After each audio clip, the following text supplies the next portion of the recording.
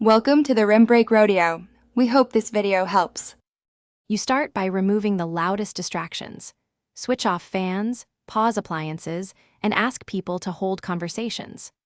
Once done, reposition your microphone 6 to 12 inches from your mouth and select a cardioid or dynamic pickup to reduce off-axis noise.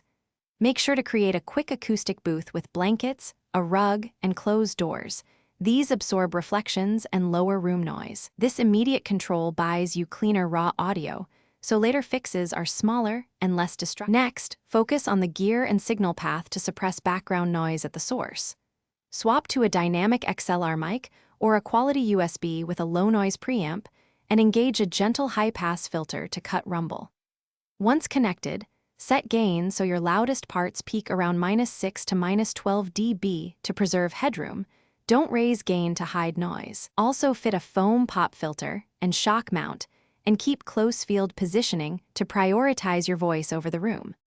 Finally, clean and finalize with careful processing rather than heavy surgery.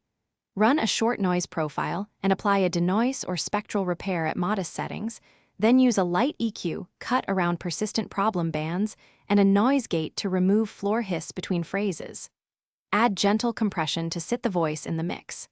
If problems remain, record a test clip, solo suspected sources to locate the culprit, and swap cables or the mic to rule out hardware faults. Thanks for watching. Consider subscribing if we helped you.